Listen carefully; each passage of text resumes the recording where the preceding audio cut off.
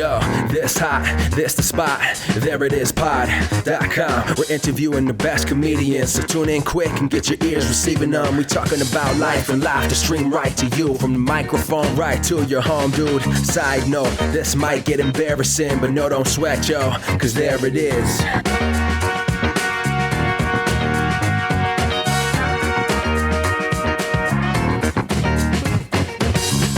Welcome to the There It Is podcast, a comedy podcast to help you find your inspiration. I'm your host, Jason Farr. Let's do this. Thanks for joining us. We have another Pop Talk episode here for you, and we get into a few subjects, and the last one is probably the most involved one we've had on a Pop Talk, because it's our favorite SNL sketches, which if you think of your favorite sketches from that show, a million are going to come to mind, and that's exactly what happened to us. Before we jump into that, I do want to mention that you gotta subscribe to our Comedy Lifestyle newsletter. It's free, it drops on Mondays, and it offers a lot of tips, not only for comedy, but for your life in general, for health, and a lot of suggestions that I think are useful. So check that out, link in bio. All right, let's get right to it. Here's my Pop Talk chat with brother of the show, Trey, and best friend of the show, Rob. All right, fellas, thanks for coming back and doing another Pop Talk episode. We have brother of the show, Trey, back with us, and one of the best friends of the show, Rob, back with us. Welcome. So did you guys see Psych, the new Psych movie, Psych 2, Lassie Come Home? Yeah, they made me get that Peacock. I went ahead and did it. They had to. I was like, I don't really care about all the other stuff on Peacock, but yeah, I downloaded it just to watch that. Same. I definitely wanted to check it out, and when I heard that it was going to be on Peacock, I was like, guess I'm going to have to get Peacock. So because I don't have cable anyway, so it's actually better. Hopefully some more stuff will get on Peacock. I'm on board with Peacock. I have switched from watching Fallon on when I'm watching old episodes that I'm catching up on. I switched from NBC.com to Peacock. So I'm kind of on board with Peacock. But let's talk Psych movie real quick. I thought it was great. I thought it was really back to form, had a lot of really solid stuff in it, and some new bits. Yes, and it had some really great, a little bit dirtier than it usually is. Not like too dirty, but like just dirty. I was like, nice. Like, I don't know. I guess they were like, well, we can go a little bit more PG-13 with this, and so I enjoyed that. And then he had like a really great reference to Lupita from Us, and I was like, oh gosh. Man. That was a funny line. Good. It was so good. And I was, I also enjoyed the self-referential reference, like they did on the show, whenever they would reference The Mentalist, because it was a takeoff of Psych in a way. And so they did the Million Little Things reference, which James Roday Rodriguez is on now. Right. Of course. Right. I thought that was a really funny line too. So, folks, if you haven't checked that out, then get Peacock. You can get it for free and watch this, and join us in enjoying delicious flavor of comedy. The other thing I'd add though is Timothy Omundson. This was his first performance since his stroke, and a massive stroke that he had. Massive stroke. He did a phenomenal job. He did, and his voice was back. Yeah, it was. I was very happy to see that. In the first movie, he had that little bit of a cameo, and it was so painful because you could tell how hard it was for him to speak. Right. And so I thought he did a really great job, and they did a really good job of weaving it in and making an interesting story about it. And so I thought it was very tasteful and a great way to bring it back. Yeah, I loved it. It was really good. And I think there are a couple of moments that had me like tearing up. I think like towards the end, I was like, is Psych about to make me cry right now? That's never happened. When he got up out of the wheelchair and started walking. Spoilers for anyone who hasn't watched. Well, that's what they get. Yeah. If they didn't watch. Exactly. You should be watching. not a huge spoiler. It's not like it was a nice moment, but in real life, the man is walking. You can see that on his Twitter. Yeah, he was actually still in the act of trying to relearn to walk and speak and all of that. So they were rewriting the movie around what he could do. Right. But he's in better shape now in real life than he was when he filmed that movie. So good for him. You know what? More power to him. And we wish him all the best. Absolutely. And we have a couple other topics we want to chat about. We, of course, as mentioned in the bio, we're going to talk about our favorite SNL sketches, and that's a doozy. But before we get to that, we do want to talk about going to the movie theater again. There are some states, like my home state, that are just fully opening up. They're just opening everything up, including theaters. People have been talking about movies, how the movie industry has been hit ever since COVID-19 hit, and what's going to change. And I'm curious what it's going to take for you to go back to a movie theater, because I do think this is going to change the industry and maybe even change what movies you go to the theater for. Trey, we'll start with you. What will it take for you to go back to the movie theater to watch a movie? I don't really have a good answer for that because I don't know. I mean, so I'm traveling on the East Coast, doing the sheltering at home on the East Coast. And when I was in Raleigh, I met up with a friend at a restaurant, and they were following all the rules and everything. And the entire time I was anxious, looking around, wondering what the hell I was doing sitting there. And after that experience, I can't imagine being comfortable anytime in the near term going into any sort of setting like that. So whenever things start opening back up and feeling somewhat comfortable for me, it's got to be like a big event movie. It's not like this movie I am interested in, but it'd be nice to catch it. No, that'll be for streaming. It'll have to be something that's got massive spoilers that I can't afford to wait on because it'll get ruined for me. So we're talking about like Avengers level type thing. But, the MCU isn't releasing any of those anytime soon, and neither are the other studios with similar type movies. So I don't know. Unless I can get in a bubble and sit in the theater in the bubble, I don't see it happen soon. Right. Rob, what about you? Yeah, that's hard because, my wife and I were expecting baby number 2 in September, and it's such a hard choice because, obviously we're not doing anything because she's pregnant. But, I'm personally someone who goes to the movies by himself all the time. And it's been hard for me because I'll go see pretty much anything I want to. And I see what Trey's saying about going to see an event movie, but for me, it's always been about I'd rather, the times I enjoyed the theater the most last year was Ready or Not, that movie. I thought that movie was awesome, or Knives Out, even though it was a little bit bigger. It wasn't necessarily the big tentpole movies. So that's the kind of stuff I'd like to go see because I like to support more movies like that. But, I think the only thing that could get me out is Tenet. And they're really going back and forth about whether they're going to release Tenet. But it's going to have to be social distance. And I don't know if I really want to go to a theater that's serving concessions. Right. I'd rather it be a theater that says no concessions and, that you're just going to watch the movie, which sucks because, the best part of watching a movie is a Coke and a popcorn. Right. So, paying $800 for a medium-sized Coke. I'm definitely not going to use those straws that are just open straws. Just, you just press that little lever and it comes down. It's not in a wrapper or anything like that. Definitely not going to use those straws. Yeah, I'm with you all. I don't know exactly what it would take, but I'm hearing what people are doing for certain situations. Like Dave Chappelle did that special, and he had people separate, 6 feet apart, and they were taking temperatures. Definitely taking temperatures would be a good thing to add in there, but you would have to limit how many people would be in the theater. Is that even a viable thing for the movie theaters? Would that mean ticket prices would go up? Maybe.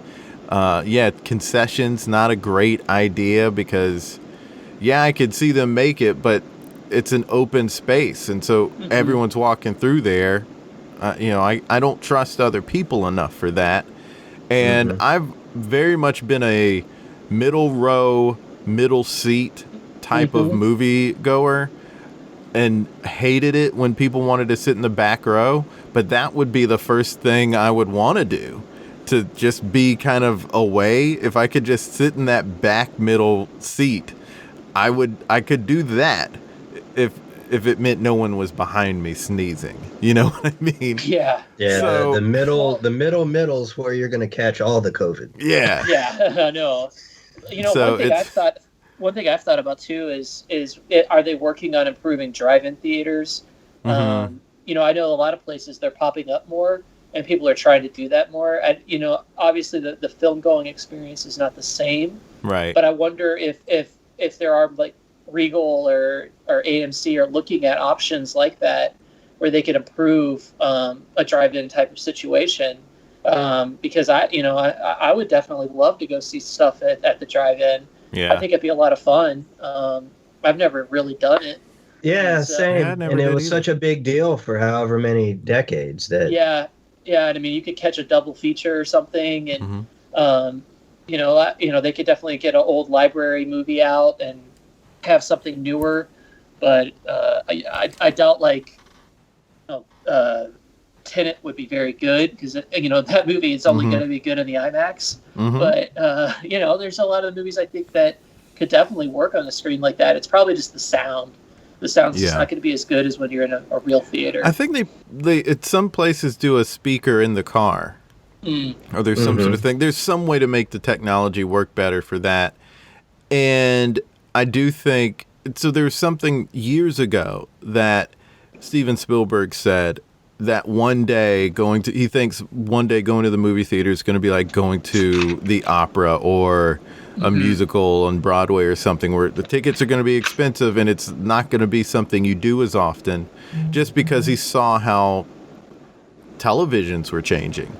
Yeah. I think this might push things. He obviously wasn't anticipating this. I'm sure some person who believes in deep state conspiracy theories thinks that he knew way back then, 15, 20 years ago when he said this. But I do see a few things changing in the industry. Number one, I think televisions, we already have a bunch of people might even have like a 70-inch television. So they're going to start getting bigger, and people are going to stay home more because they can. I think we're also going to see more Netflix stuff because we were talking recently about Extraction on Netflix. That's an action movie, and we were willing to see that on our home televisions. A Tenet is definitely a type of movie that you would go to see in IMAX or on a really big screen, but you could see an action movie and enjoy it from the comforts of your home. Like, we're proving that. And then I think the other thing that we're going to start seeing, at least I hope, are the medium budget movies that have kind of died. Because those medium budget movies were dramas. And since people wanted to see action or superhero movies, they weren't getting made so much. Like, people were writing them, but studios weren't making them. I think we're going to start seeing those get made more because they're cheaper and people are more willing to watch those on television than they would a Tenet. And that's just like a bunch of money they're eating because they can't put out Wonder Woman 84 or Top Gun or James Bond. Black Widow. Like, they're those movies. Those are the movies you want to see in a big screen. You don't you'll if push comes to shove, we will watch those on our 65-inch television screens, but we would prefer to see them on the big screen. But a drama with some great actors that we like, we have time to kill, we'll watch that. I think we're going to start seeing movies like that get made more, which would be a good thing. Yeah, the only thing I worry about too is just there's got to be a bottom or a ceiling for how much money Netflix has. So obviously they're throwing a lot of money to creators right now. Because we're going to have a David Fincher movie, an Aaron Sorkin movie, and I think it's a Charlie Kaufman, and then obviously the Five Bloods or Death Five that was Bloods. Great. Yeah, and I mean that was that I would have definitely seen that in the theater. So there's really good movies just on Netflix alone, and then and obviously the movie of the summer is Palm Springs. Oh yeah, I thought you were going to say The Kissing Booth too. No, Palm Springs is the one that's getting everyone's attention right now. I really want to see that, but I have to wait until Justina comes back home. Oh yeah, girlfriend of the show. Yeah, I think to your point about the ceiling of throwing money to creators, I think where Netflix in particular is going to have to adjust is not just throwing money to everybody, and not, because there are a lot of things that TV shows in particular that'll get canceled, and you hear about the cancellation before you've ever heard that it existed. So, being smarter with that is where they're probably going to have to redo their finances. Oh yeah, for sure. It's insane how much money these networks have to greenlight so many shows and cancel the vast majority of them. Like ABC did that a couple years ago, I think, where there were so many shows that they greenlit and then they never saw the light of day except for a couple or something like that. I don't remember the specific details, but it was it was a number that made people go, what the hell is going on? They're all desperate, they're all desperate for another Walking Dead or Game of Thrones. Yeah. And you've seen a lot of like Apple trying to buy stuff to position themselves there, and they've got quality movies coming out too. I mean, I don't have Apple, but I really want to get it just to watch the new Tom Hanks movie, which probably would have been an awesome World War II movie to see in the theater too. Right. So there's a lot of options coming to streaming that would have been the movies we would have seen this time of year. And more of the adult style movies for the fall, but yeah, it's gonna take a lot to get me back into a theater. Yeah, same. In regards to what you're talking about, though, with the type of stuff that people are putting out, I feel like Netflix, while I agree they need to clamp it down a little bit, I think they are trying to cast a really wide net as far as what audiences are out there, and that is a smart move. Because while something may not end up being the biggest thing, it could hit with a particular audience and keep that audience having Netflix subscriptions. So that makes sense, but I want to see quality. Like whoever it's for, make quality. That's the key. You don't want it to be junk. And then on top of that, if you're trying to cast a wide net... Excuse me. Oh, gosh, I got a Will Smith thing in my throat. But the other thing is, if you're wanting to cast a wide net, and I do agree with that strategy because niche can make you money, right? You actually have to promote to that niche. You can't just like put it on there and expect people to find it and then cancel it, and that's the first time anyone's heard about it. Right? Yeah. Yeah. And I find like the stuff that I've liked the most on Netflix have been the smaller stuff, like Set It Up or Always Be My Maybe. Some of those rom-coms they've done. I mean, I loved Extraction. I thought that ruled. But I thought like Six Underground was terrible. It's just I did not like. I like Triple Frontier. I thought that was great. Yeah, I like Triple Frontier. I did feel that like Extraction and Triple Frontier hit a lot of the same beats as far as themes were concerned, but it's got great actors, so I didn't mind that. It's weird. They went from like, like they've got like the. I mean, obviously, I loved what's his name, Glenn Powell. That's in Set It Up. I love that guy, but he's not really a Chris Hemsworth. So it's shocking when you see, right. Oh man, there's a new movie with Chris Hemsworth, or there's a new movie with Ryan Reynolds on Netflix. That's crazy. Like, I mean, right. Al Pacino and Robert De Niro made a movie on Netflix. Yeah, I mean, like, there's so much stuff that's it's going around, you know. And then like Uncut Gems was kind of a Netflix. It wasn't like super Netflix official, but it was overseas. I think they had more of a deal than here. But yeah, there's a lot of stuff that they're putting out, and then there's stuff that's like, oh, what's that? and my question is, when it's junk, how long do you leave it on the service? Just forever? Forever. Can they really just do that if it's not good and no one liked it? I mean, I guess Old Guard's going to be up there for a while. I still haven't seen it. I still haven't seen Blink, and I don't think I'll ever see Blink. I heard nothing good about that. Yeah, you two are somehow managing to watch way more stuff than I am, so I'm behind on all of that stuff. I don't know. I'm behind on all the stuff that you send me emails about. when you've got a wife that falls asleep at like 8:30 at night, and you've got an iPad, you can do whatever you want. So, you know, I sacrifice a lot of sleep when my 3-year-old wakes up, but yeah, so.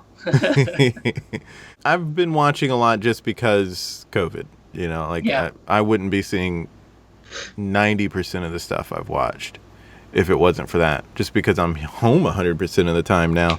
Whereas before, every night I was out probably. Okay, next topic. Let's talk about the Emmy nominations. I know some of these are out, but we just want to make a couple of highlights here about some great things that happened in the comedy Emmy world. So, Outstanding Comedy Series. We have Curb Your Enthusiasm, which had a really solid season. Dead to Me, which is a really solid show. Insecure, Schitt's Creek, which ended its run. Same with The Good Place, which also was nominated. The Kominsky Method, Marvelous Mrs. Maisel, and What We Do in the Shadows. So I don't know. I cannot handicap this. There are too many good shows out there, and it's hard to really know what's going to win out of those. Maisel. That's probably the one, because it seems like that's where the Emmy voters tend to go for, is that kind of prestige It probably thing. is. I could see it being Curb Your Enthusiasm or Dead to Me, because I've heard more buzz about Dead to Me this last season of shows than the others. I'm sorry, go ahead, Rob. Well, I was just going to say, this Maisel has so much hype, and it's won so much before. Yeah. It just feels like, you know, the last season was pretty solid again. Yeah, and see, that's the thing. You two both are using the word solid, and that's fine. That's a good show if it's solid. Mm-hmm. The Good Place was excellent. Yeah. Yes. No, I'm not saying it. I would say that The Good Place is the best, but... Yeah. But so I mean, I agree with you with where I think is the Emmy win's going to go. Yeah. I think, but obviously, Marvelous Mrs. Maisel, I think it's going to get a lot of attention just regardless, because it is such a well put together show. But for this last season, I heard more buzz around Dead to Me, Curb Your Enthusiasm, and The Good Place. So those would be my dark horses. Did you see the Curb when he was wearing the MAGA hat to get out of trouble? Or like, you know, I didn't see that one. It's so funny. I did see about it. I didn't see the episode yet. Yeah, that's pretty good. Show's great. And you're not caught up on The Good Place yet, right? Correct. But I do know it's a brilliant season. Outstanding lead actress in a comedy, you have Christina Applegate for Dead to Me. You have Rachel Brosnahan for, if that's the correct pronunciation, for The Marvelous Mrs. Maisel. Linda Cardellini, Catherine O'Hara, Issa Rae, and Tracy Ellis Ross. And again, I mean, it probably is going to be Rachel, but it could be. It could be Catherine O'Hara. Yes. It could also be Christina Applegate or Linda Cardellini. It really. Or Issa Rae. You know what? It could be Tracy Ellis Ross. No, did she win the Golden Globe or did she win the Emmy? I don't recall. Tracy Ellis Ross. Yeah, she just won an award. I felt like it might be the Emmy.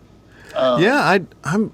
This is a tough one because there's so much buzz around each of them.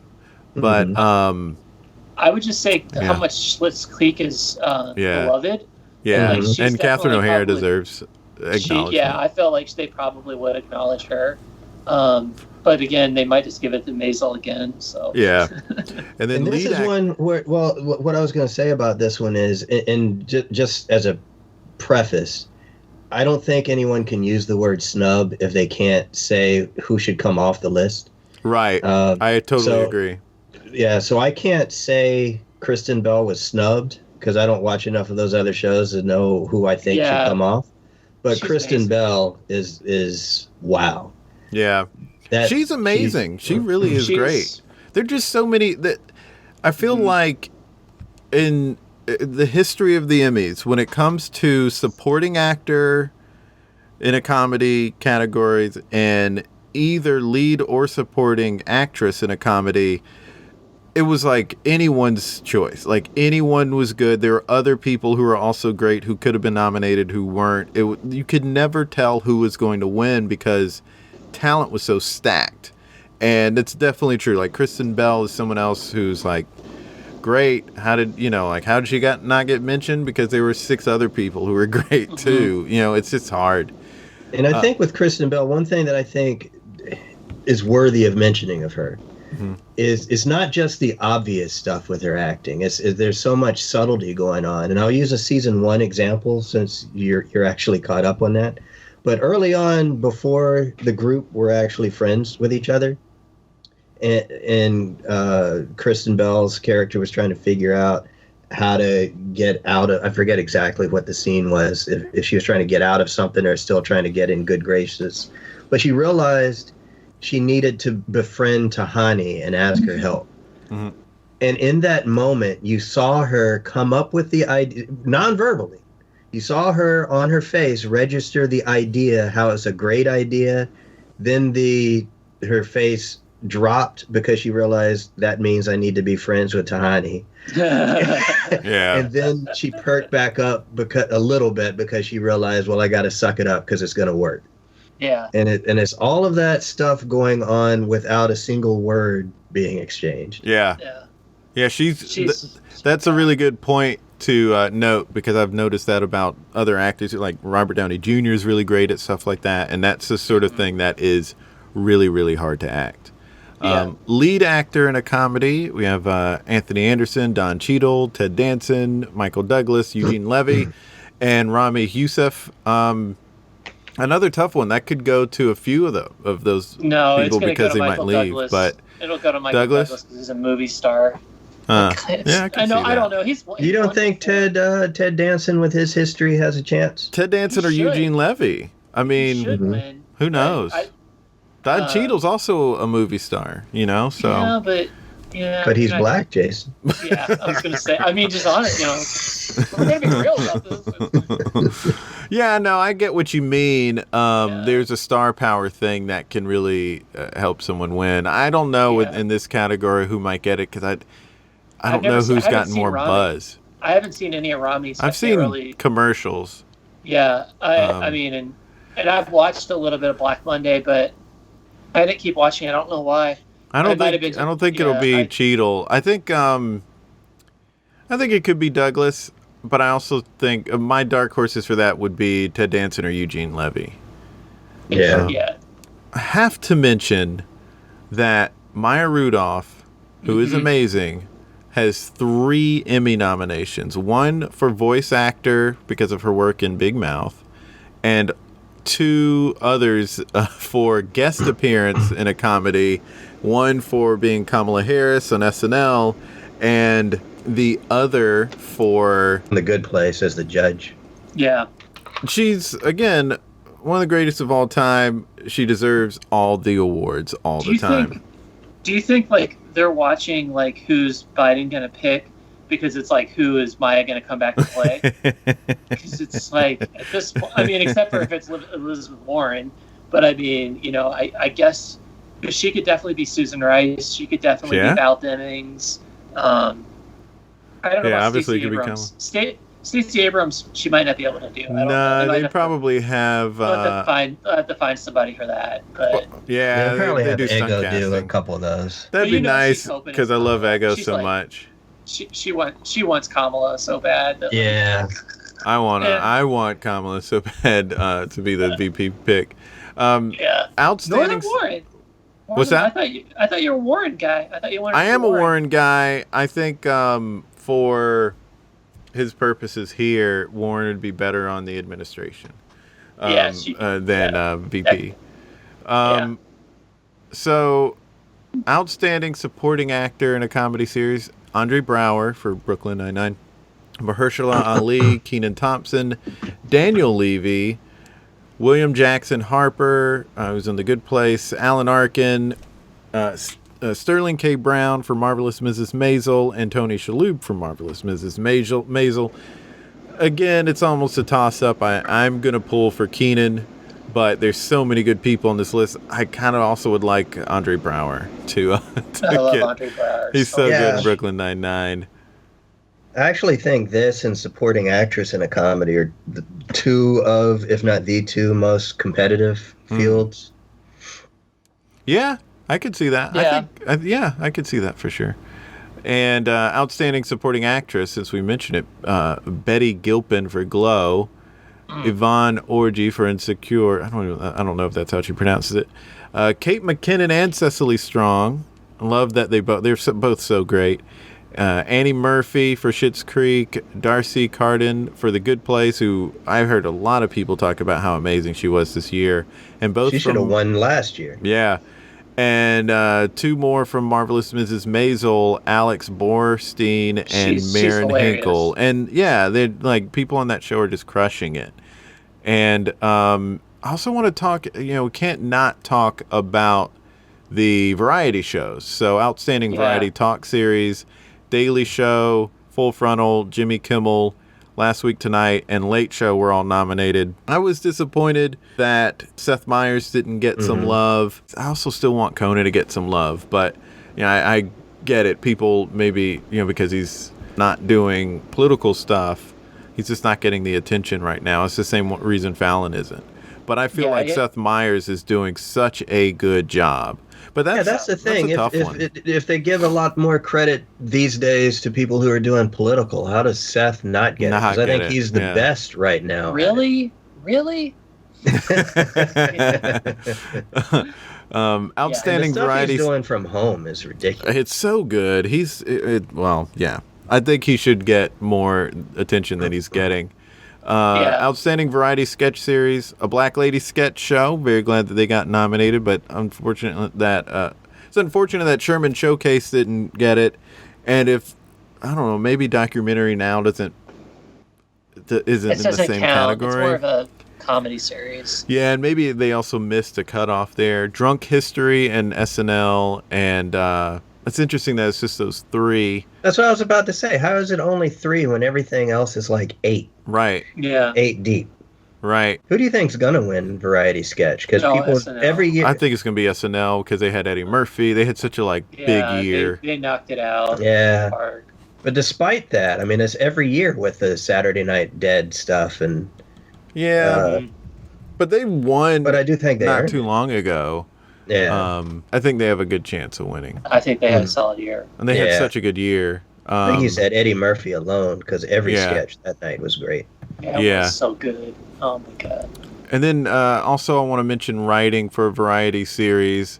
You have Daily Show, Full Frontal, Last Week Tonight, Late Show with Stephen Colbert, and getting some love, much needed love, deserved love, Late Night with Seth Meyers, which is what happens. They get nominated for Best Writing, but they don't get nominated for show, and I just think that's absurd. It's like, hey, Seth, you wrote really well, but you didn't say it good. You don't talk good. The stuff that you wrote was so good, but the content on the show, not the best. Yeah, but I think both awards are going to go to John Oliver. I just feel like probably, yeah. I mean, he's like the new Jon Stewart with Daily Show. Fair, and he'll say it's not fair because he gets a week to write a show. Right. So what he does is not as hard as some of the other ones. I could see Seth winning writing. Yeah. I certainly think he deserves it. He should. Mm-hmm. I mean, you look at the stuff Amber Ruffin does. Oh gosh. And the stuff. I'm blanking on the other one. The Jennifer Hagel. The joke Seth can't tell. Those two are just. That's such a good. And those public service announcement bits. Where's the lady sitting around? I mean, Closer Look is probably the best breakdown. You can have. Yeah. It's really good, and I like the approach that they take with a closer look. I think it works, and I don't know. And it works great on YouTube. So. Yeah. Oh yeah, and there was one I don't know if you watched it yet, Jason, but I texted you one from a couple nights ago because of how ridiculous it was in a good way. Because one of the things Seth is doing at home is talking about how his hair is growing, and he'll do these bits like from between scenes of his hair growth and everything, and he made references. This was the time that they were talking about the demon sperm. I haven't watched that one yet. I watched a different one because I was just catching up. Okay, I'll try to say it in a way to not spoil it. But because of the reference to demon sperm, he said it reminds me of this, and he threw back to an old SNL sketch, and he did an impersonation, and then started talking about the hair length, and then closed the closer look as a callback to that. Okay. And it was, I mean, given that we're talking about SNL in this particular podcast is perfect reference. I mean, it was just the greatest way to close out a closer look. We have so much to talk about with SNL coming up. Hey, that's called a segue. Yeah. Well, let's move on that note. But we do have the final topic, and it's going to cover a lot. And I never could figure out how to make an actual top 10. So here's what we're talking about. Our individual favorite SNL sketches. And there are just so many that come to mind, and then you do a little research, and you're like, oh, yes, I love that one, too. So you end up having, like, a list of, I don't even know how many this is, 30? No, it's not that many, but a lot. I've got a lot. Were either of you able to make a top 10? I've made a top 20, and I've got 9 honorable mentions. Mm-hmm. Oh, my God. If you ask me to do it again next week, some of these might be different. Right. Yeah. What about you, Rob? Do you have how many do you have? I think I went with 5 because it was so hard. Rob, since you have 5 that you mentioned, do you want to mention those first? Well, I mean, I can wax poetically about a couple of them. I could probably go to number 1 just because it's easy to talk about, and I'm pretty sure if it's not on your list, we're not best friends anymore. It's got to be on your list. It's the H.O. The H.O. is a beloved one of mine. I do love that one. It's I think that's a deep cut one. We should tell people what that is. Yeah. So to set it up, it was a film. It was before they did digital shorts. Adam McKay, when he was head writer, made this film. And it focuses on Ben Stiller saying that he can pick anybody up with 3 lines. Right. And he's telling Horatio Sands and Jimmy Fallon. And it is a skit where Jimmy Fallon doesn't break. And so they say you can pick anybody up. Well, how about you go pick up Glenn Frey? And they turn around and it's Glenn Frey's walking in the room, but it's Will Ferrell as Glenn Frey. But he looks exactly like Glenn Frey. Like Smuggler's Blues. Right. For a split second, when I first saw that sketch, I was like, did they actually get Glenn Frey for this? That's how much he looked like Glenn Frey. But the fact that because he somehow says the H is O, which the heat is on, which is just ridiculous. And it has possibly one of my favorite lines ever, which is, I'm writing a script based off of the song Witchy Woman. Yeah. It's so. I used to say that to you all the time. Yeah.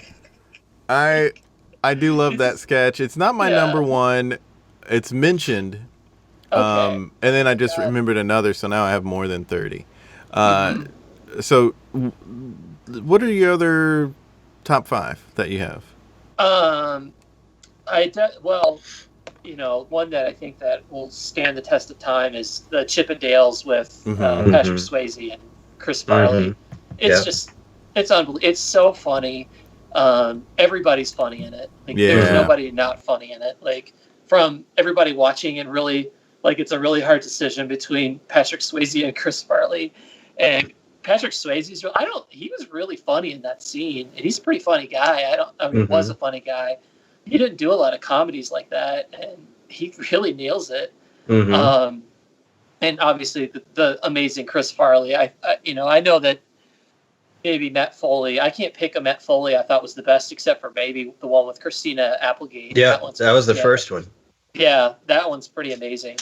But he's just so funny. He commits himself so much. And for a second there, you think maybe he is going to win. So, another one of mine's really recent in the sense of things, but it was the one that kind of gave me the idea to pitch this to you was Meet My Second Wife, which was a game show hosted with Tina Fey and Amy Poehler. And it's about guys that are coming on a game show and don't realize they're about to meet their second wife while their current wife is in the audience. That is to me an all-time great. And I do want to echo what you were saying about the Chip and Dale sketch, which I do know that Chris Farley and Bob Odenkirk, because some people don't realize Bob Odenkirk worked at SNL for a little bit, but he and Farley originated that character in Chicago at Second City. And then they brought it to SNL. And they didn't like Chip and Dale. They thought it sort of just played up, Chris Farley, this amazing, brilliant talent, is just playing the fat guy. I didn't take it that way. And I think the acting in that sketch is impeccable from every person, including like the judges watching, because they were watching so intently, and they really sell the hell out of this is a hard choice. It's got to be Phil Hartman's one of the judges, right? It was Jan Hooks, Kevin Nealon, and Mike Myers, and they sell their part so well. And Patrick Swayze is sweating that performance the entire time. He is selling the hell out of it too, because he's looking over at Chris Farley like, oh my gosh, he's winning this. It's so good. So good. One of the best. What else do you have after the Meet My Second Wife? Or Meet My Second Wife, yeah. Another one, just kind of an honorable mention, but I love it, was the Black Jeopardy they did. Yes. Tom Hanks. Mm-hmm. Yeah. Mm-hmm. Yeah, that's some of the best lines. I mean, Keenan, at this point now, I don't know how you can't say he's the best cast member ever when you think about the amount of work he's done. And I mean, I know just because he's been on the show so long, but he's just so funny. He is, yeah. He has so many moves. He gets so excited every time that Tom Hanks says something that he's like, yeah, Doug. Yeah. No, he's amazing. Keenan is really one of the best. He's an all-star cast member. I feel like if someone says like, what 16-person all-star cast would you put together? And I think he is a must-have on that cast. Mm-hmm. There's no question. Yeah. Like I will die on that hill. Yeah, and then it was hard to pick which one, but like as much as I want to say Lazy Sunday because it basically invented YouTube, I'm gonna go with I'm on a Boat. Like it's just. I do love I'm on a Boat. It's my favorite. I know every word to it. Yeah. I love singing. It's a good song. The thing is, it's a good song. Mm-hmm. And so. It sounds like a real T-Pain song. Like it is actually less ridiculous than Blame It on the Alcohol. Yeah, it is. It is. And, every line is like really foul language, so I won't do that to the podcast today. But I love it when Yorma raps. I like the way Yorma raps. So it's Akiva, not Yorma. So. Yeah, Akiva. Yeah. Yeah. Then my last one. I think that the impact of the show is universal, and I think that there are moments where like it transcends pop culture. Mm-hmm. And when you think about a certain actor who's won an Oscar, who's been in tons of movies, such an iconic person, but when Christopher Walken dies, they will say no more cowbell. Right. Because that skit is as a musician, I cannot play a gig and people don't ask me to play cowbell. Yeah. Or ask for Don't Fear the Reaper. It's got to be more common now than Freebird. It is. As a musician, I'd get I get cowbell way more than Freebird. And it's like, why? Why? Why would you say it to a guitarist? Yeah, well, I don't know, but no, you would say, you would say like, Freebird if you're talking about guitars.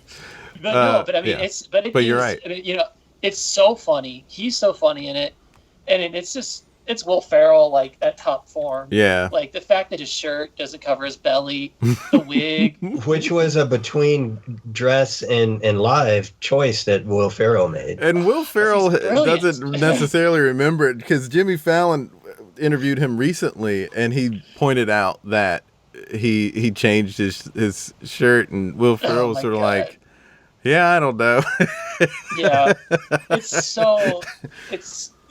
just, I mean, like the whole idea, and that they have a person that all he plays is the cowbell, and so it's just ridiculous. It is really one of the most delightful sketches that has ever aired on SNL. And it's the level of commitment from both Walken and Ferrell that sold it. And Parnell. I think Parnell's so good in that. He's so Catan. Good. I love Catan in it. He's the lead guitarist. And he just sells it. And then Jimmy Fallon's Jimmy Fallon.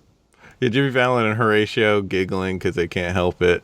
Yeah. I wonder when Lauren started being okay with people breaking, because that seemed to be a thing he hated more going further back, but started accepting more. Fallon said that Lauren would still be like, can you try to keep it together?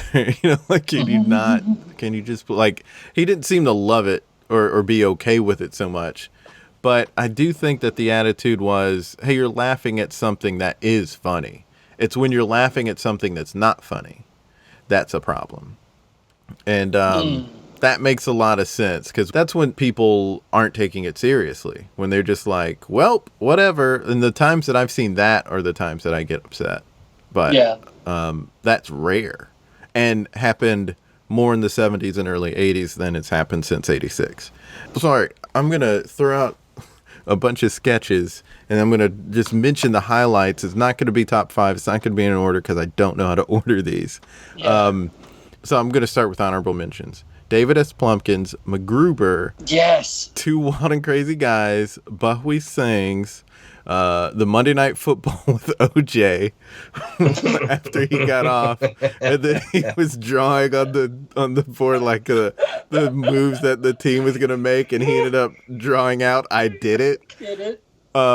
Scared Straight, because again, Kenan Thompson was always so good in those.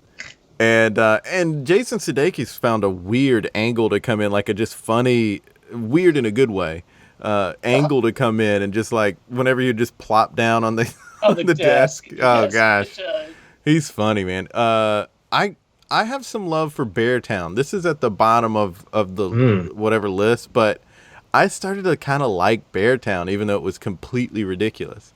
The hot tub, which they only put Beartown in there because of Ashley Simpson. I think that's the one where when she was lip syncing and the quote unquote laryngitis, aka she was lip syncing, and got caught and danced a jig off the set. So all of a sudden they had some extra time to fill, so they did Bear City. Bear City. I loved Bear City. I just really grew to just have such a fascination with that. Hot Tub, Meet My Second Wife is not an honorable mention. That one is, I just ended up writing that late. And Black Jeopardy, also not an honorable mention. And something just came to mind, and I'm blanking on it, and it's like one that I'm like going to be upset about if I don't remember it to mention. Oh, dang, it's not coming to me.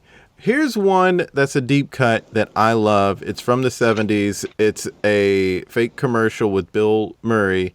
It's hard to find. It's called Swill.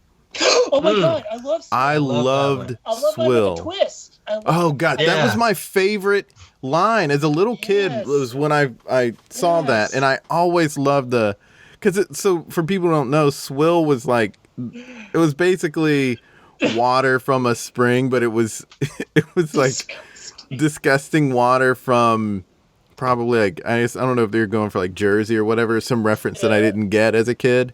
And so the water was like thick and congealed and not water. It was like molasses but clear, and you could see dirt in it and grime and nails and stuff like that, like bottle caps. And he was pouring it into a glass, and then at the end of the commercial he goes, "I like mine with a twist." And I just thought that was the funniest thing ever, because it was just like commercials. I love that subtle humor. I was kayaking on a lake, and like all I could think of was swill, because I was like, I don't want to drink this water. Oh man. Colonel Langus is another one I love. Chippendales, Matt Foley, the first one. The dance, the Steve Martin and Gilda Radner. That one's great. A highlighted one for me. Definitely top 5. Like I think it's so funny, but there's something so sweet about it, and it really hits me in a lot of different ways. So that's definitely a top 5. They replayed it because Steve Martin was hosting the first episode after she passed. Right. And so they replayed that one. Right. I've seen it so many times. I love it. I just shared it with people on Twitter the other day. I love it so much. Lazy Sunday. Lazy Sunday's so good. I remember the first time I saw it. Rob and I were living together in Greenville, and there's a snowstorm, so we went to his parents' house because we had lost power, and we watched SNL because his parents had power, and Jack Black was hosting, and that came on, and we were dead silent through it because it blew our minds. And then when it ended, I loved it, and I didn't know if anyone else did because we were so silent through it. And I remember saying, "Did anyone else love that as much as I did?" And you were like, Rob, you were like, "I did. I did love that." It was something that was so, and it's not even, looking back, it's not my favorite of Lonely Islands. Mine probably would be I'm on a Boat, but that one was just the one that set it off. And like, I don't have experiences like that with comedy so much, where I like, it's a crystallized moment where I remember what was going on. I remember that. I have that several songs, but I don't have that with sketches. And I have it with that, and that makes it really special. So that's probably one that should be a top 5. For whatever reason, I wasn't able to watch that episode of SNL live. I caught it late. Mm-hmm. And you pretty much immediately sent me an email, because I think this is before texting was really universal. Right. So you sent me an email. And you just said the chronic What Culls of Narnia. And I was like, huh? All right, so just to finish the list, Dick in a Box. What's up with that? But the one with Mindy Kaling, because that was the one where there were so many subtle things happening in the background that I noticed. Like, every person in that sketch crushes, and they crush it like they are the focal point of the sketch, but they don't step on anyone. They don't step on like Keenan's toes or anything. They just give full energy for their thing. And it's like, so like the way Fred Armisen just stands when he plays the instrument. Jason, you know, when you get married, I'm going to dress like Jason Sudeikis. You might have to fight Trey for that. Oh my God. I'm gonna do the dance. We can do. Let's go slow it down. Then he goes in slow motion. But even the background singers are perfect. Like the way Jenny Slate was just like moving her hair. It was like everyone studied tape to know exactly what to do. That is one of the best sketches that they've ever done. And there's some crazy subtle moment where at the end where Bill Hader is all like pretending to be as Lindsey Buckingham, who got fired from Fleetwood Mac. He's like acting mad, and then he like cheers up. And then when the music starts, there's a moment, it's so subtle, I just happen to notice it. He like taps her on the hand and then does a gesture with his hand to say like, "Come on, let's go dance." And he doesn't say anything. He just does this gesture, and he gets up and starts dancing. And I'm like, who thinks of that? It's such a subtle, ridiculous thing to put into the sketch, and it's just it's really one of the best sketches that show has ever done because of how much work everyone put into it. Brian Fellows, that would be. I love it. I love the character. I never necessarily. This is also kind of like the Falconer.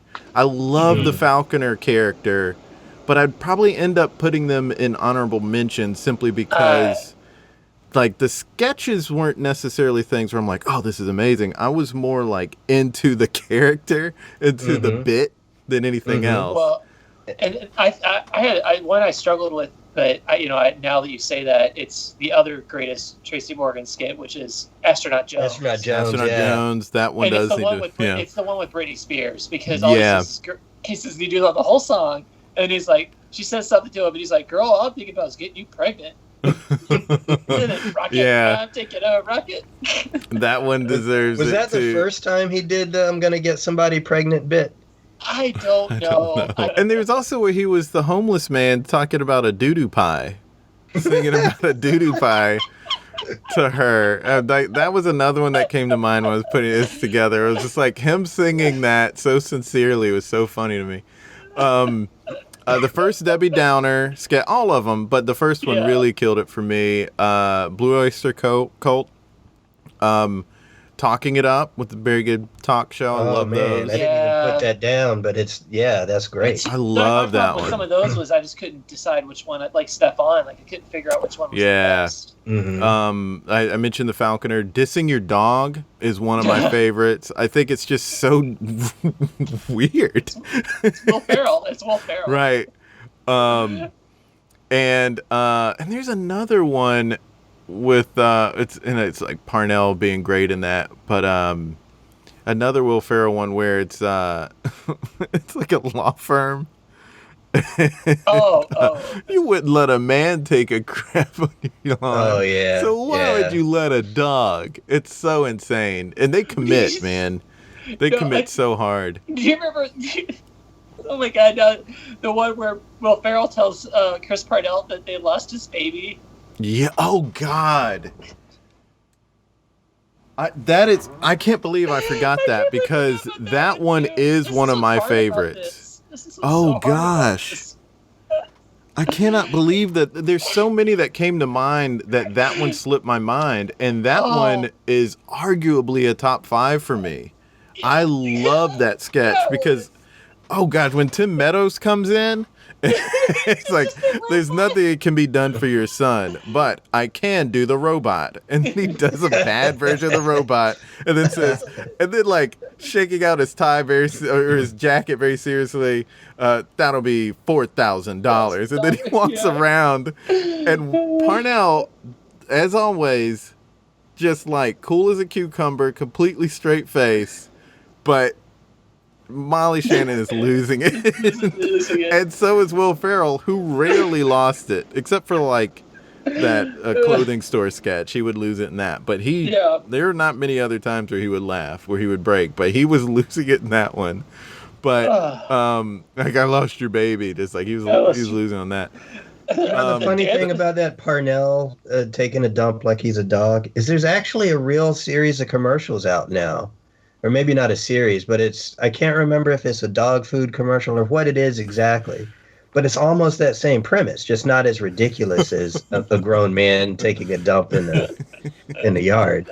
Oh, goodness. All right, just to move on, because I don't want to go too long with this. I mean, it's fine that we're talking about it, but I just like, oh, man, I have too many. I'm only mad at myself. So Dissing Your Dog, Sweaty Balls, Ladies Man, Bad Idea Jeans, Mom Jeans, Just Pump It, which is kind of a deep cut. Pump It Up. Yeah. Pump it up. Okay, this one has an asterisk. Brokaw pre-tapes. The one where he's pre-taping. That's on my list. Gerald Ford senselessly died today. Ridiculous sketch. But it has an asterisk because it aired on the Dana Carvey show. Well, first. it didn't. I think it got canceled. It maybe didn't technically air on the Dana Carvey show, but it was filmed for the Dana Carvey show, and then they ended up just using it on SNL, which I'm glad because it's really a great sketch. But that one's so great. Mr. Robinson's Neighborhood, Wayne's World.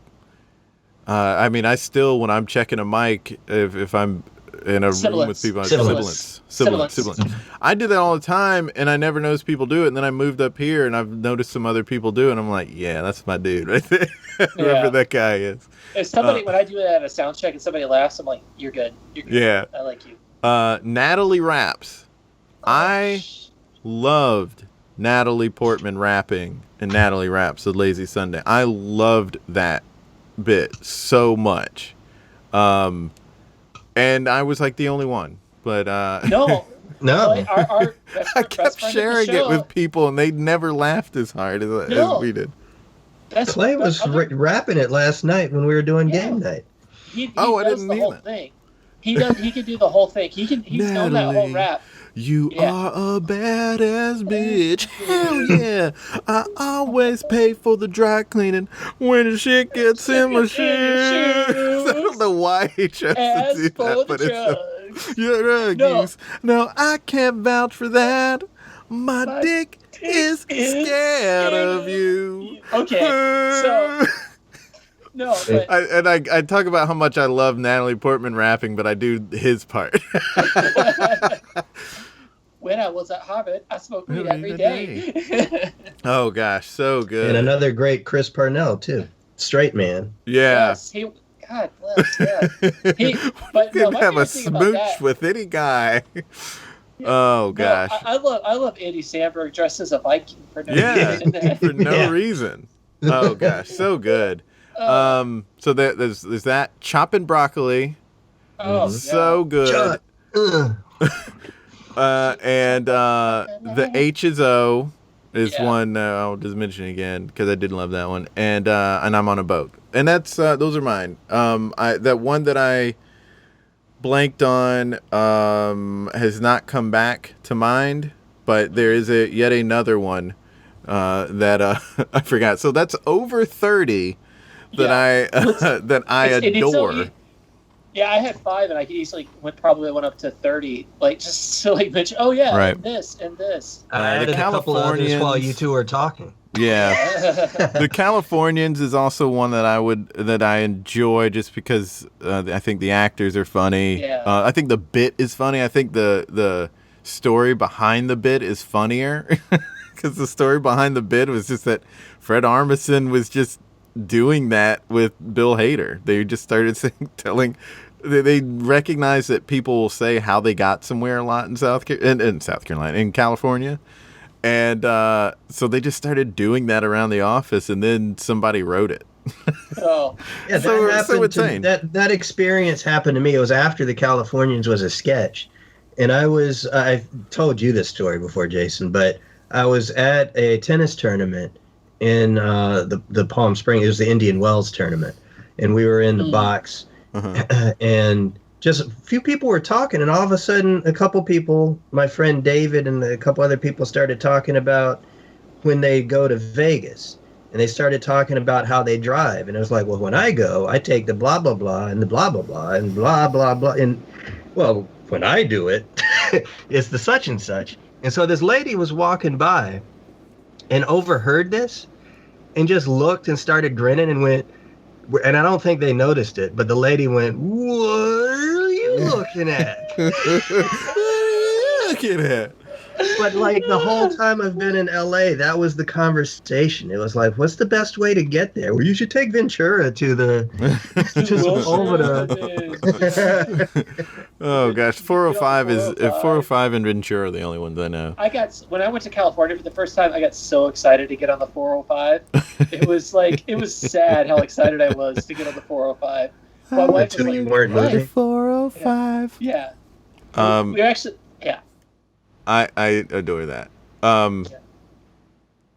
And yeah, so those are mine. And I also would throw in, just because I love Kristen Wiig, Kristen Wiig is so good. I did not originally like Gilly, and then I started liking Gilly because of how great Kristen Wiig is. So I still don't like the sketch, but Keenan in those sketches to me is always Keenan was yeah for sure. The one that Clay wanted me to really mention was the Lawrence Welk. Oh gosh, yeah, those are great. She has the baby hands. So I owe it to Clay because I promised him I would say something about that one because he loves the baby hands. No, that's a great one. She's great in that. I think she's amazing. I think she's a superstar. And another more recent one, because I love Kate McKinnon, is the alien abduction one. Oh yeah, yeah. And the first one in particular. Yeah. And there's also, I mean, well, we can go on and on. I just won't. Yeah. we only got Trey go. So. Yeah. I don't need to talk anymore. Yeah. All right, Trey, what are yours? And you. I'll start with my honorable mentions, and there's a handful of deep cuts in here. So obviously, whenever they did Really on SNL was funny, yes. whether it was Seth and Amy or just Seth. But the one that I put on my honorable mention is Really with Seth and Kermit the Frog. Oh wow.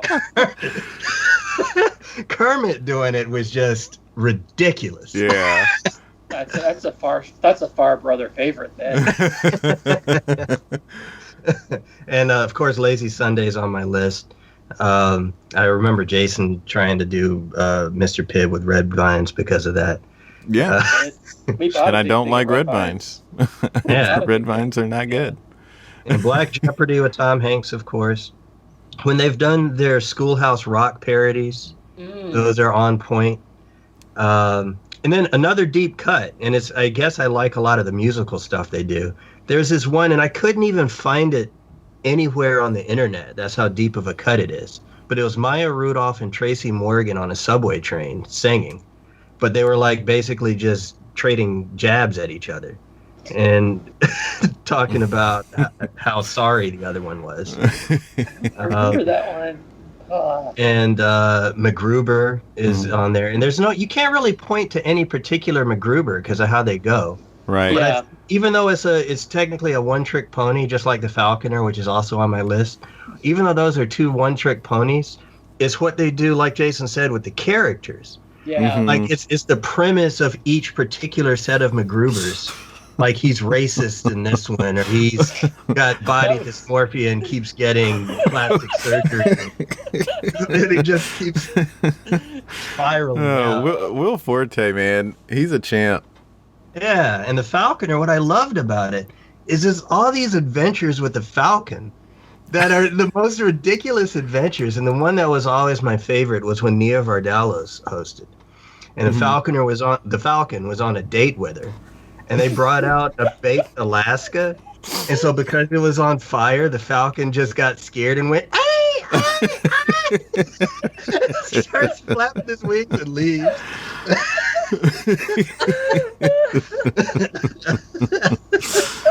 Oh my gosh, that's a great one. And Bill Murray, the lounge singer. Oh yeah. Yeah, that was one I thought to mention. Nothing but Star Wars. I was listening to a podcast the other day, and they pointed out if you listen to Fat Guy in a Little Coat, it's basically just Chris Farley doing Bill Murray. You know, because it's kind of like that's that. And I've had that influence. That's like the reason I started doing some bit at birthdays, singing the birthday song as Bill Murray, because I didn't ever enjoy singing the birthday song otherwise. That's the Bill Murray influence in my life. Yeah. And while we were talking, I just remembered I never mentioned the Coneheads. That Coneheads has to go on there somewhere. Yeah. Super Bassomatic, 76. Oh, yeah, that's a good one. He That is one of the greats. He drinks. That's good bass. I will probably, I think Gilda was the best out of that first cast, but I think he was the second best. I think I think Aykroyd was really like so clutch. Mm-hmm. Jason, you ignorant slut.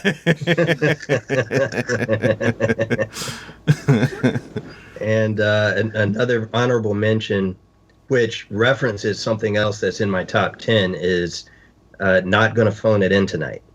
Oh, that's so good. That is such a good. I guess I wasn't thinking because it's a monologue, but that is such a good one. A good one. Mm-hmm. Yeah. Yeah, is that the one where Tim Meadows says, like, why did I sign a 40-year contract? Yeah, because it was right after he said, I'm not in the show. It's such a long time. He's like, I'm not going to put on the makeup. And he's like, nah, maybe you should. Yeah, and he said, okay. Yeah, okay. Yeah. And then it's Live from New York. Line?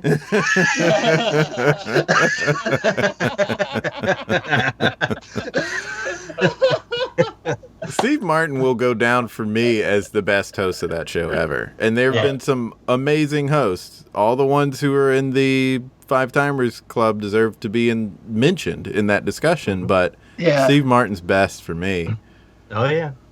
And another deep cut, and is also an opening monologue, Joseph Gordon-Levitt doing Make 'Em Laugh. That was great, yeah.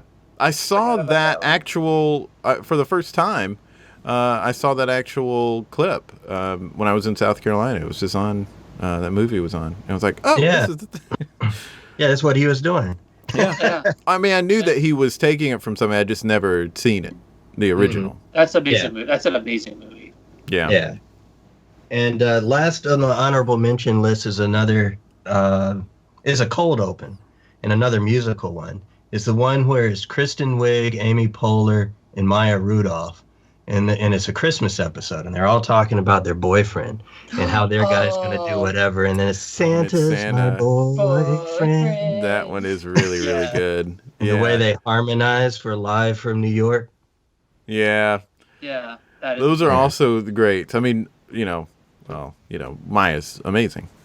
Yeah. And who else? What else do you have? So now I've got my top 20. That was all honorable mention. Okay. All right. So top 20. Number 20. And I'm surprised neither of you named anything from this era, but men's synchronized swimming. Yeah, I do love that. I do love that. Martin Short as the dim-witted guy, and those Harry Shearer bits in general were just ridiculous. I just remembered another one I should have mentioned that you're going to mention, but go ahead. Okay. Number 19 is Chippendale, so you two covered that pretty well. Number 18 for me is the very first What's Up With That? Mm-hmm. And the reason why I named the phrase, because it's the first, because after that you kind of couldn't quite match that same magic, even though it always... Who showed up in that first one? I don't even remember, because it's more of Keenan's lines that put that as number one, as the one to put on the list for me. In particular, that is was really good. Went downtown to a party. I asked the guy, can I get in? Guy said $5. I said, never mind.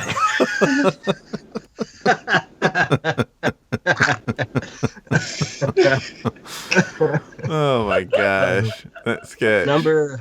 Number 17, Consumer Probe, is the one where Dan Aykroyd's selling the broken clearly glass. Dangerous toys. And they're trying to say like a toy phone will choke. You could choke on that. Yeah, he's great in that. Mm-hmm. And Blues Brothers, number 16. Oh gosh, yeah, damn.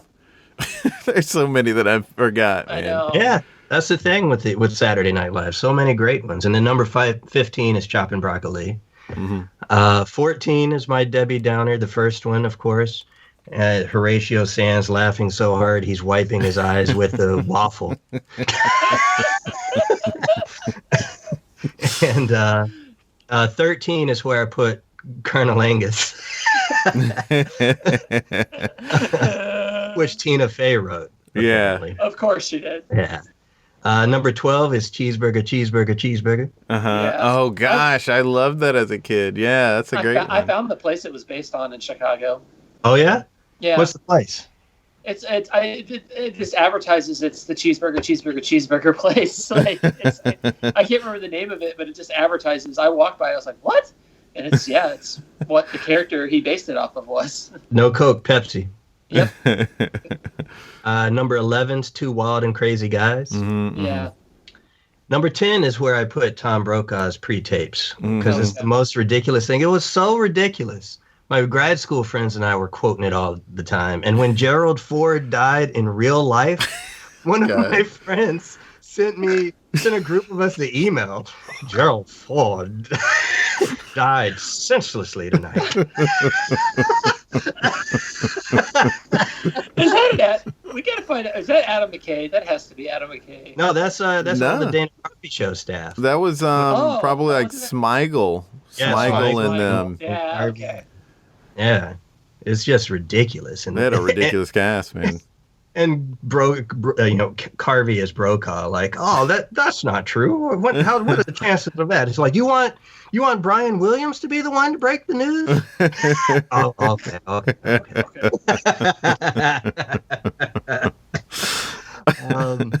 Number 9, James Brown, Celebrity Hot Tub. Oh God, how did I forget that one too? Oh boy. I know it's hard, man. It's Coming in at number 8 is another musical Steve Martin with King Tut. Oh yeah, a classic. Yeah. Classic. Born in Babylonia, moved to Arizona. Oh, so good. Yeah. Number 7 is where I put more cowbell. Number 6 is the Wayne's World with Madonna. Oh, yeah. That is a classic one. Oh yeah. That was a big moment. Look at the unit on that guy. Yeah. Is that Prince? Number 5, Nobody Can Beat My Sweaty Balls. Number 4 is where I put Matt Foley. And of course, it's the first one with Christina Applegate and David Spade trying his damnedest to not be laughing. And Christina Applegate pulled it together in time to say, I want to live in a van down by the river. She's great. She is awesome. Yeah. Number 3, My Lonely Island top 20 is Dick in a Box. I do love that one. And is that technically, I guess that is a Lonely Island one. Yeah.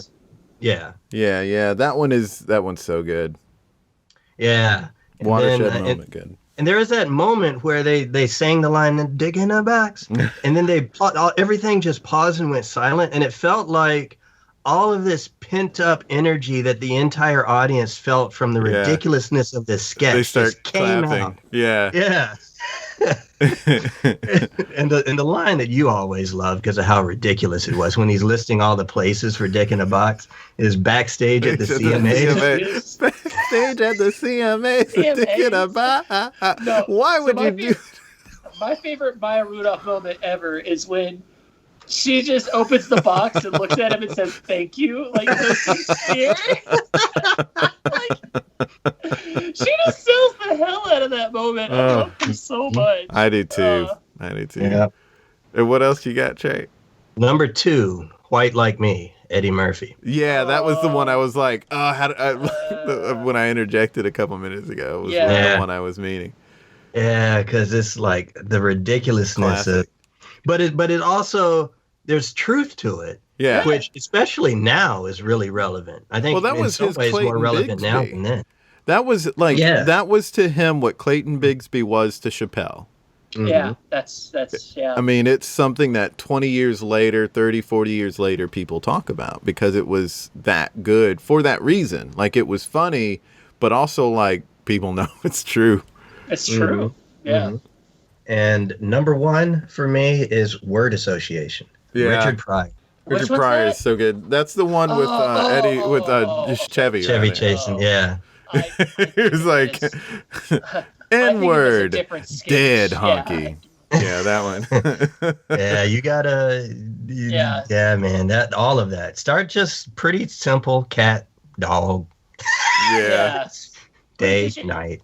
Yeah, it's interesting. Like looking at our likes. Like there are some that are more modern, but you definitely have more of like the traditional skits. I don't know if that's just because of when we came into Saturday Night Live and when you came into it, or just the significance of it. It's interesting because I definitely I like a lot of those, but like I they didn't come to. They come to mind as like, oh yeah, those are like the classic ones, right? But they're not the ones that necessarily I really like laugh about. They are like, yeah. Everyone mentions King Tut, like that's an obvious one. That's an obvious one. But it is hilarious. And it is delightful, and it does deserve to be in the top 10. Fantastic. Especially when he does that move with his hands. Yeah. And I think the other thing for me is, in terms of age, I should have been coming of age in Saturday Night Live in the Dana Carvey era. Yeah. But our parents were super strict with bedtimes, so we weren't staying up for Saturday Night Live in that era. But that's when Nick at Night started at becoming, a thing. And they would do like the half-hour original cast Saturday Night Lives, and they would do the SCTV after that. Right. And so that's how Jason and I got regularly. And what I got hooked on was watching it on Comedy Central. Yeah. And it was but they only played like from basically Mike Myers on. Like it was pure 90s. Yeah. So it wasn't they didn't play a lot of the classic ones. Yeah, we saw those classic ones, and but what's funny is that those were like school nights. Yeah, it was like 10 and 10:30. That was the hour for SNL, right? And SCTV. And we were watching those on a school night up from 10 to 11. That's insane. But struggling to stay awake to watch those. And but while my classmates were singing Chopping Broccoli and I had no idea what they were talking about, I was singing King Tut, and they had no idea what I was couldn't stay up from 11:30 to 1 on a Saturday night, but could stay up until 11 p.m. on a school night. my parents let me stay up till 11 on school nights. That was fine. Yeah. So your parents weren't terrible. No, they weren't. I just think it's funny that they were okay with that, but not okay with the double standard. With the late night on Saturday. Our mom wasn't really okay with it. We were like on the couch, half asleep, watching SNL, and our mom would be like, "Why don't you go to bed?" We're like, "No." Well, I remember watching a lot in the kitchen, just like glued to the television, right in the kitchen. Man, I tell you, we really could go on and on with SNL. It's almost like maybe NBC should get their shit together and like figure out a way that we could stream all of these episodes whenever we wanted. Yeah. And if you have a rights issue with music, just change the music like they do with everything else. I think they temporarily had like a website, just like SNL.com or whatever, where they had a lot of that, but I don't know why they did away with it. One of the main reasons I want to work at NBC is so I can get the tapes. Yeah. So I can be like, hey, can I just... Yeah, because I actually want to see that Maya Rudolph, Tracy Morgan sketch I was talking about, so I can actually watch it again. Like, nobody knows what the hell I'm talking about, nor can I describe it sufficiently. I do remember. Those were really fun sketches. Those were really nice. Oh, one that's really good that we didn't mention was an Eddie Murphy, Joe Piscopo one, where Eddie is playing. Is he the? He's just a friend who walks in, and Joe Piscopo's playing a piano player. That might be right. I didn't know that's the one you were about to talk about. I thought you were going to go with Ebony and Ivory. That one is definitely a top 10, but for the deep cut for them is this one I'm referring to of like. Mm-hmm. It was really, I don't know, there was something about it where it was like nice, funny. It was like, there was something sincere about the sketch that really worked. And that same kind of sincerity, they played an elderly pair of friends in like the park, Piscopo and Murphy, and it was that same sort of vibe you're describing. Yeah, those are some of the best of that whole era, that whole 5 years that they were, or 4 years that they were together, were those sketches. And that's kind of a reason why you only see those sketches get shared. Yeah. This was great. This was a great chat. I love these sketches. It was great reminiscing about all of these. Thanks for being on the podcast, fellas. Yeah, thanks for having us. Yeah, thanks for it was fun. Taking the suggestions. Yeah. Rob, you do the honors. Okay, thanks. There it is. Jazz hands. King Tut. Oh no, I lost my breath. I created something. And what a crazy episode. And that sketch that slipped my mind and I couldn't recall, it was Annuel, that commercial parody for birth control with Tina Fey. Such a funny sketch. Where it's the one where your period will only come once a year and it's great the whole year, but that day that it comes, hold on to your effing hat, that sketch. See, there's so many and it's just so easy to forget a lot of greats. Follow us on social media at There It Is Pod on Twitter, Facebook, and Instagram. Also, subscribe to our comedy lifestyle newsletter, and links are in bio for all of that. Go to thereitispod.com to find out more about the newsletter and how to support us. Really great episode coming up. Until next time, be good to each other. The music for the theme song was created by Neil Brooks. The rap was written and performed by Nick Acevedo. The logo for There It Is was created by Jeff Prater. The There It Is podcast is produced by Jason Farr.